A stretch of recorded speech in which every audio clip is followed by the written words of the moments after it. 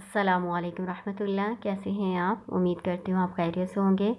سورۃ انفال ہم مکمل کر چکے ہیں الحمدللہ، اور آج ہم سورۃ توبہ انشاءاللہ شروع کریں گے۔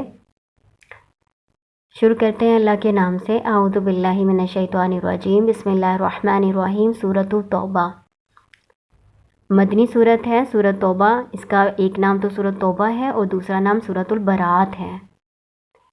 سورۃ توبہ کو سورۃ توبہ اس لیے کہا جاتا ہے کیونکہ اس میں مومنین کی توبہ قبول ہونے کا ذکر ہے۔ وہ لوگ جو غزوہ تبوک سے پیچھے رہ گئے تھے نا، ان لوگوں کی توبہ قبول ہونے کا اس میں سارا ذکر ہے، اس وجہ سے اس سورت کو سورۃ توبہ کہتے ہیں۔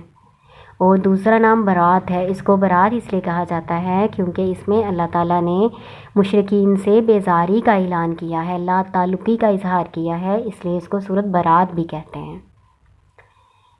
آپ نے ایک بات نوٹ کی ہوگی کہ سورۃ توبہ کے شروع میں بسم اللہ نہیں آئی، ٹھیک ہے نا؟ اس جگہ پہ بسم اللہ لکھی ہوتی تھی نا پہلے، جب بھی کوئی سورت شروع ہوتی ہے تو یہاں بسم اللہ ہوتی ہے، لیکن اس سورت کے شروع میں بسم اللہ نہیں لکھی گئی۔ تو اس کے بارے میں آپ نے بہت سی باتیں سنی ہوں گی کہ کسی وجہ سے، اس وجہ سے نہیں ہے۔ کچھ کہتے ہیں کہ اس طرح کی باتیں مشہور ہیں کہ مشرکین کے بارے میں اللہ تعالیٰ نے عذاب کا ذکر کیا ہے، یا اللہ تعالیٰ ان پر ناراض ہوئے ہیں جس وجہ سے یہاں بسم اللہ نہیں ہے۔ یہ ساری غلط باتیں ہیں۔ اصل میں اس کے شروع میں بسم اللہ نازل ہی نہیں ہوئی، ٹھیک ہے نا؟ آپ جانتے ہی ہیں کہ نبی صلی اللہ علیہ وسلم اپنی طرف سے کچھ نہیں لکھواتے تھے یا سکھاتے تھے۔ جو اللہ کی طرف سے نازل ہوتا تھا وہی ہمیں بتایا جاتا تھا، ٹھیک ہے نا؟ تو باقی صورتوں کے ساتھ تو بسم اللہ نازل ہوتی رہی ہے نا اللہ کی طرف سے، تو اس میں پھر بسم اللہ موجود ہے، اور اس صورت کے شروع میں بسم اللہ نازل ہی نہیں ہوئی، تو اس لیے اس صورت کے شروع میں بسم اللہ نہیں لکھوائی گئی، ٹھیک ہے؟ اور اس کی وجہ علماء یہ بیان کرتے ہیں کہ چونکہ سورۃ انفال اور سورۃ توبہ ان دونوں کے مضامین میں یکسانیت پائی جاتی ہے، تو یہ اسی کا حصہ ہے، اس لیے اس کے شروع میں بھی بسم اللہ نہیں آئی، ٹھیک ہے؟ یہ علماء بیان کرتے ہیں، میں آپ کو حدیث نہیں بتا رہی، یہ علماء کا اپنا تجربہ ہے کہ ان دونوں کے مضامین جو ہیں وہ ملتے جلتے ہیں، اس لیے اس میں بسم اللہ نہیں لکھوائی گئی۔ باقی اللہ جانتا ہے کہ اس میں بسم اللہ کیوں نہیں نازل ہوئی، ہم اپنی طرف سے اس کی مزید تفصیل نہیں کر سکتے، جتنی ہمیں معلوم ہے اتنی ہم کریں گے انشاءاللہ۔ چلیں شروع کرتے ہیں۔ براءۃ من اللہ ورسولہ الی الذین عاہدتم من المشرکین۔ اعلان برات ہے، اللہ تعلقی کا اظہار ہے اللہ کی طرف سے اور اس کے رسول کی طرف سے، الی الذین ان لوگوں کی طرف، عاہدتم جن سے تم نے عہد کیا، من المشرکین مشرکین میں سے۔ اللہ تعالیٰ کہہ رہے ہیں اللہ اور اس کے رسول کی طرف سے ان مشرکین کے ساتھ جن سے تم نے عہد کیا ہے، اعلان برات ہے، اللہ تعلقی کا اظہار ہے۔ وہ کون سے مشرکین تھے جنہوں نے مسلمانوں سے عہد معاہدہ کوئی کیا ہوا تھا؟ یہ کہتے ہیں 4 قسم کے مشرکین تھے جن کے ساتھ معاہدہ کیا ہوا تھا، تو میں آپ کو وہ بتا دیتی ہوں، آپ کو تھوڑا سا اس کے بارے میں معلوم ہونا چاہیے نا۔ کچھ ایسے مشرکین تھے جن سے معاہدہ کیا گیا تھا لیکن وقت مقرر نہیں تھا، 1 مہینے کے لیے معاہدہ ہے یا 2 ماہ کے لیے ہے، مطلب اس طرح کا نا وقت نہیں مقرر کیا ہوا تھا، ٹھیک ہے؟ یہ معاہدے تھے۔ اور کچھ مشرکین کے ساتھ ایسا معاہدہ تھا کہ جو 4 مہینے سے کم کا تھا، ٹھیک ہے؟ 4 ماہ کا تو آپ اگلی آیت میں پڑھیں گے نا۔ تو کچھ ایسے مشرکین تھے جن سے معاہدہ کیا ہوا تھا تھوڑے عرصے کا کیا ہوا تھا، 4 ماہ سے کم کا کیا ہوا تھا، ٹھیک ہے؟ اور کچھ ایسے لوگ تھے جن سے 4 مہینے سے زیادہ کا معاہدہ کیا ہوا تھا، لیکن یہ سارے مشرکین جو تھے نا، یہ تینوں قسم کے مشرکین، یہ ایسے تھے کہ ان سے وعدہ تو کیا ہوا تھا لیکن یہ وعدے کا لحاظ نہیں کرتے تھے، یعنی جب بھی ان کو موقع ملا انہوں نے اپنا وعدہ توڑ دینا ہے، وعدہ خلافی ہی کرنی ہے۔ تو ان مشرکین کے ساتھ اللہ تعالیٰ نے اعلان برات کر دیا، یعنی لا تعلقی کا اظہار کیا اللہ تعالیٰ نے، ٹھیک ہے نا؟ فَسِیحُوا فِی الْأَرْضِ أَرْبَعَةَ أَشْهُرٍ وَاعْلَمُوا أَنَّکُمْ غَیْرُ مُعْجِزِی اللَّهِ وَأَنَّ اللَّهَ مُخْزِی الْکَافِرِینَ۔ فسیحو، بس سیر کرو، چلو پھرو، فی الارض زمین میں، 4 اشہر 4 مہینے۔ چلنے پھرنے سے مراد یہ ہے کہ ان کافروں کو کہا جا رہا ہے جن سے معاہدہ ہے لیکن وہ اپنے معاہدے کی پاسداری نہیں کرتے کہ تم 4 مہینے کے لیے حرمین میں قیام کر سکتے ہو، لیکن 4 مہینے کے بعد یا تو تم مسلمان ہوگے، اسلام قبول کرو گے، یا یہاں سے تمہیں نکلنا پڑے گا، پھر تم یہاں حرمین میں رہ نہیں سکتے، ٹھیک ہے نا؟ اس کا مطلب یہ ہے 4 مہینے کی ان کو مہلت دی گئی ہے۔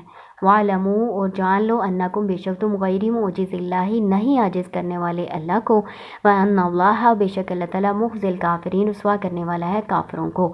اگر 4 مہینے کے بعد مہلت ختم ہو جانے کے بعد وہ پھر بھی نہیں نکلتے حرمین میں سے تو پھر ان کو رسوا کیا جائے گا۔ اللہ تعالیٰ مومنوں کے ذریعے سے ان کو رسوا کریں گے، ان کو سزا دلوائیں گے۔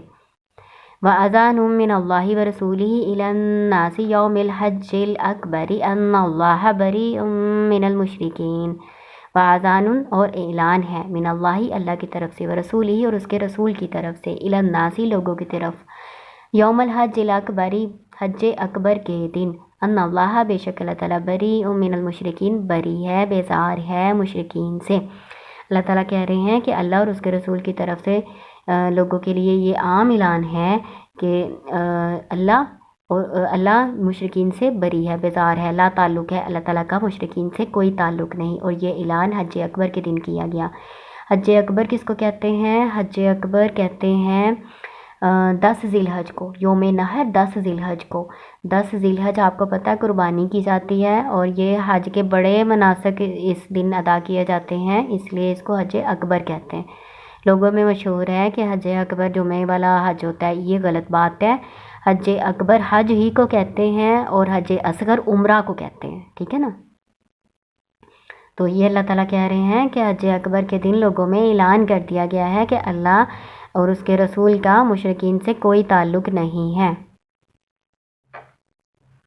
ورسول اور اس کا رسول بھی، فَإِن تُبْتُمْ فَهُوَ خَيْرٌ لَكُمْ بس اگر تم توبہ کر لو گے، فَهُوَ خَيْرٌ لَكُمْ وہ تمہارے لیے بہتر ہے، وَإِن تَوَلَّيْتُمْ اور اگر تم پھر گئے، فَاعْلَمُوا بس جان لو انکم بے شک تم غیر معجز اللہ نہیں عاجز کرنے والے اللہ کو، وَبَشِّرِ الَّذِينَ كَفَرُوا اور خوشخبری دے دو ان لوگوں کو جنہوں نے کفر کیا، بِعَذَابٍ علیم دردناک عذاب کی، دردناک عذاب کے ساتھ۔ بھی کا مطلب یہاں پہ کا کیا جائے گا نا، کہ دردناک عذاب کی خوشخبری دے دو کافروں کو۔ اب اللہ تعالیٰ کہہ رہے ہیں کہ اگر تم توبہ کر لو گے، یعنی 4 ماہ کی مدت کے اندر تم توبہ کر کے مسلمان ہو جاؤ گے، اسلام قبول کر لو گے تو تمہارے لیے بہتر ہے۔ اور اگر تم پھر گئے، یعنی تم نے اسلام قبول نہیں کیا، تو تم یہ جان لو کہ تم عاجز نہیں کر سکتے اللہ کو۔ اللہ کو عاجز کرنا کیا ہوتا ہے؟ تم اللہ سے بچ کے بھاگ نہیں سکتے۔ اللہ تعالیٰ مومنین کے ذریعے سے تمہیں سزا دلوائیں گے، اللہ تعالیٰ تمہیں سزا دلوانے پر قادر ہیں۔ اور جو کافر ہیں پھر اللہ تعالیٰ ان کو کہہ رہے ہیں کہ دردناک عذاب کی خوشخبری دے دو ان کو، کہ ان کو دنیا میں بھی سزا ملے گی اور آخرت میں تو سزا ہے ہی ہے کافروں کے لیے، جہنم۔ إِلَّا الَّذِينَ عَاهَدتُّم مِّنَ الْمُشْرِكِينَ سوائے ان لوگوں کے جن سے تم نے عہد کیا، من المشرکین مشرکین میں سے۔ اب یہ اور مشرکین کی قسم ہے، چوتھی قسم ہے۔ 3 قسمیں تو آپ اوپر پڑھ چکے نا، جن سے اللہ تعالیٰ نے کہا ہے کہ لا تعلقی کا اظہار ہے، ٹھیک ہے۔ ایک یہ مشرکین کی قسم ہے جو جن سے عہد کیا ہوا ہے اور وہ عہد کی پاسداری کرنے والے ہیں، ٹھیک ہے نا۔ اوپر جو 3 قسمیں پڑھی ہیں نا، وہ عہد کی پاسداری نہیں کرنے والے تھے نا، تو اس لیے اللہ تعالیٰ نے برات کا اعلان کیا تھا، ٹھیک ہے، لا تعلقی کا اظہار کیا تھا۔ اور یہ مشرکین کی وہ قسم ہے جو اپنے عہد کی پاسداری کرتے ہیں، ٹھیک ہے۔ ثم لم ينقصوكم شيئا ولم يظاهروا عليكم أحدا فأتموا إليهم عهدهم إلى مدتهم ثم پھر لم نہیں ينقصوكم شيئا نہیں وہ کمی کی، وہ انہوں نے کمی کی کچھ بھی، ولم اور نہیں، یظاہروا علیکم تمہارے خلاف کسی کی مدد کی، عہدن کسی ایک کی، فاتموا الیہم عہدہم پس مکمل کرو ان کی طرف ان کے عہد کو، الی مدتہم ان کی مدت تک۔ ان اللہ بے شک اللہ تعالیٰ یحب المتقین وہ پسند کرتا ہے، وہ دوست رکھتا ہے تقوی والوں کو، پرہیزگاروں کو۔ یہ میں نے آپ کو بتایا تھا نا کہ یہ وہ مشرکین کی قسم ہے جن سے عہد تو کیا ہوا ہے اور وہ اپنے عہد کی پاسداری کرنے والے ہیں، اس میں کسی قسم کی کوئی کوتاہی نہیں کرتے، اپنے عہد میں کوئی کوتاہی نہیں کرتے، اور نہ ہی مسلمانوں کے خلاف کسی اور کافر مشرک کی مدد کرتے ہیں۔ تو پھر ایسے جو مشرکین ہیں نا، ان کے معاہدے کو ان کی مدت تک پورا کرنا لازم ہے۔ اللہ نے کہا ہے کہ ان کے پھر عہد کو پورا کرو، ٹھیک ہے نا۔ تو اب 4 قسمیں آپ نے پڑھ لی ہیں ان مشرکین کی جن کے ساتھ مسلمانوں نے معاہدے کیے ہوئے تھے۔ 3 قسمیں تو اللہ تعالیٰ نے کہا ہے کہ ان سے کوئی وعدہ نہیں ہے، ان کے وعدے سارے ختم ہیں، 4 مہینے کی ان کو مہلت ہے، اس کے بعد وہ یہاں سے چلے جائیں یا اسلام قبول کر لیں۔ اور چوتھی قسم ان مشرکین کی ہے جو اپنے عہد کی پاسداری کرنے والے ہیں، کوئی کوتاہی نہیں کرتے اور نہ ہی مسلمانوں کے خلاف کسی کی مدد کرتے ہیں، تو ان کے ساتھ اللہ نے کہا ہے کہ ان کے عہد کو پورا کرو، ٹھیک ہے۔ اور عہد کو پورا کرنا اللہ تعالیٰ نے پرہیزگاری اس کو کہا ہے، تقویٰ کہا ہے اس کو۔ فَإِذَا انسَلَخَ الْأَشْهُرُ الْحُرُمُ فَاقْتُلُوا الْمُشْرِكِينَ حَيْثُ وَجَدتُّمُوهُمْ وَخُذُوهُمْ وَاحْصُرُوهُمْ وَاقْعُدُوا لَهُمْ كُلَّ مَرْصَدٍ۔ فَإِذَا پھر جب انسلخ گزر جائیں اشہر الحرم حرمت والے مہینے، فَاقْتُلُوا الْمُشْرِكِينَ پس قتل کرو مشرکین کو، حیثو جہاں وجدتموہ تم ان کو پاؤ، وخذوہم اور ان کو پکڑو، واسروہم ان کا گھیراؤ کرو، وقودو اور بیٹھو، لہم ان کے لیے کل مرصد ہر گھات لگانے کی جگہ۔ فَإِن تابوا پس اگر وہ توبہ کر لیں، وَأَقَامُوا الصَّلَاةَ اور نماز قائم کریں، وَآتَوُا الزَّکَاةَ اور زکوٰۃ ادا کریں، فَخَلُّوا سَبِیلَہُم پس چھوڑ دو، خالی کر دو ان کا راستہ، ان اللہ بے شک اللہ تعالیٰ غفور الرحیم خوب بخشنے والا بہت رحم کرنے والا ہے۔ پھر اللہ تعالیٰ کہہ رہے ہیں جب حرمت والے مہینے گزر جائیں، حرمت والے مہینے وہ مہینے نہیں ہیں جو آپ پہلے پڑھتے رہے ہیں نا، وہ والے نہیں ہیں، یہاں پہ حرمت والے مہینے وہ 4 مہینے ہیں جن کی ان کو کافروں کو مشرکین کو مہلت دی گئی ہے۔ وہ کون سے ہیں؟ 10 ذی الحج کو اعلان کیا گیا تھا نا، تو 10 ذی الحج سے لے کر 10 ربیع الثانی تک 4 ماہ ان کے پورے ہو جاتے ہیں، ٹھیک ہے۔ یا آپ نے یاد رکھنا ہے یہاں پہ حرمت والے مہینے وہ حرمت والے مہینے نہیں ہیں جو 12 مہینوں میں سے 4 حرمت والے اللہ تعالیٰ نے بنائے ہیں، بلکہ یہاں پہ حرمت والے مہینوں سے مراد 10 ذی الحج سے لے کے 10 ربیع الثانی تک کے 4 مہینے ہیں، ٹھیک ہے نا۔ یعنی وہ مہینے جتنی اللہ تعالیٰ نے مہلت مقرر کی ہے مشرکین کے لیے کہ اتنی دیر تک وہ یہاں حرمین میں رہ سکتے ہیں، چل پھر سکتے ہیں، اس کے بعد ان کو وہاں سے نکلنا ہوگا یا اسلام قبول کرنا ہوگا، ٹھیک ہے، یا آپ نے یاد رکھنا ہے۔ پھر اللہ تعالیٰ کہہ رہے ہیں جب یہ مہلت والے مہینے ان سے ختم ہو جائے نا، پھر مشرکین کو پکڑو، قتل کرو، جہاں تم ان کو پاؤ ان کا گھیراؤ کرو، ان کے لیے گھات لگا کے بیٹھو۔ گھات کیا ہوتا ہے؟ جہاں سے حملہ کیا جاتا ہے نا، چھپ کے بیٹھا جاتا ہے اور پھر حملہ کیا جاتا ہے نا، اس کو گھات لگانا کہتے ہیں۔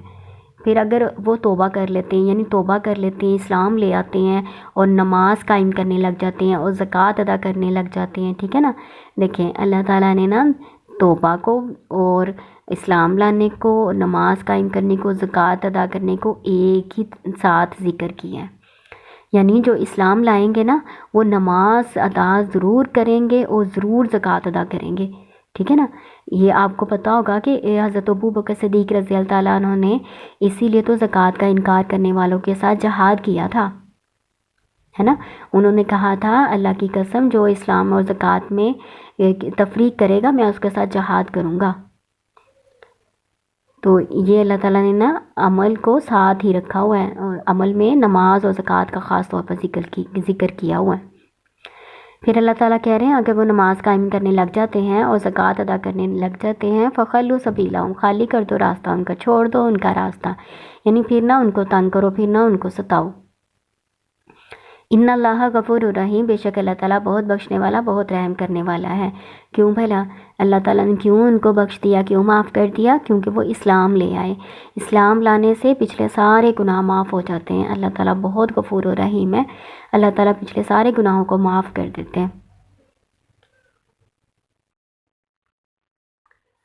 وَإِنْ أَحَدٌ مِّنَ الْمُشْرِكِينَ اسْتَجَارَكَ فَأَجِرْهُ حَتَّى يَسْمَعَ كَلَامَ اللَّهِ ثُمَّ أَبْلِغْهُ مَأْمَنَهُ ذَلِكَ بِأَنَّهُمْ قَوْمٌ لَا يَعْلَمُونَ۔